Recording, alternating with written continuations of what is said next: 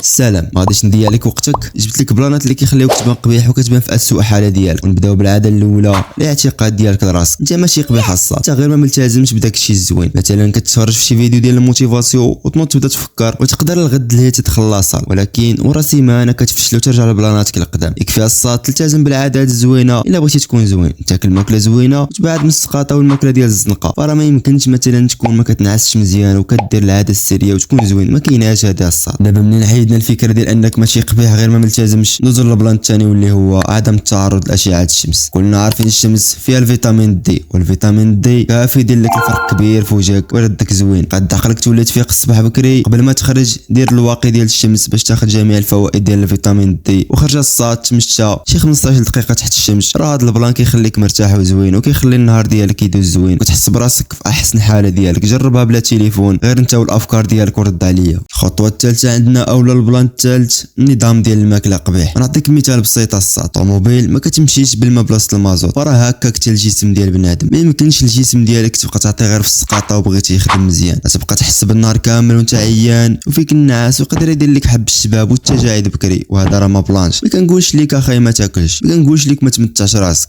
كول فاش تكون شي خرجه مع العائله اولا مع صحابك، ولا ما تحرمش راسك. غير فاش تكون بوحدك ولا ما لقيتي ما يدار، تنوض تخرج للحانوت وتجيب السقاطه تبقى عاطيها غير السقاطه. راه هكاك كتضيع راسك وكتضيع صحتك. البلان الرابع اللي كيخليك تبان قبيح، ما كتحترمش بنادم اللي معاك. خدم داك سمح لي وشكرا في الحياه ديالك. تحق البنادم في وجهه ومدحو شويه، حتى جاتك ناضيه والصبر ديالها زوينه. بحال هكا الصاد ما تبقاش تقلب في التليفون فاش تكون وسط الناس، راه ما بلانش. مثلا نعطيك مثال عاوتاني، مثلا الوالده ديالك كدوي معاك وانت كتكونيكتا. فكر الصاد ما كايناش شي حاجه اللي تخليك تلاها على امك، بالعكس داكشي اللي في التليفون يساين انت سايل الهضره ديالك مع الوالده ديالك. هذا التليفون وجاوب. ونعطيك واحد الخدعه بسيطه اللي غتخليك تبقى تبعد على التليفون شويه. حاول ترد التليفون بالكولور بيض وكحل. ندوزو للخطوه الخامسه واللي هي ما عندكش روتين للرعايه الذاتيه. ولا ما كانش عندك روتين خاصك ضروري ديرو في اسرع وقت. ما غاديش نقول لك شنو دير، وقتك هذا كنت عارفه احسن مني. قد وقتك وقد روتين العنايه خاص بك. ندوزو للخطوه السادسه واللي هي عدم النوم 8 ديال الساعات. تقدر تحسب داكشي اللي قلت كامل تخربيق، ولكن هذه خاصك ضروري تطبقها. النعاس الكافي غادي يخليك تولي زوين بطريقه طبيعيه، وغادي يحيد لك داك الهالات الكحله اللي تحت عينيك. تقول لك كيفاش نعس مزيان، نقول لك معايا شما نعستي فيق في نفس الوقيته. مثلا اليوم نعستي مع 12، قاد ساعتك على 7 وفيق مع 7. بعد عاوتاني نعستي مع 2، عاود قاد الساعه ديالك مع 7. مع المده تلقى راسك وليتي كتنعس مع 10 ولا 11 وتفيق بوحدك مع 7 وبعد عليك التليفون. الخطوه السابعه والاخيره، رخف على راسك الصاد.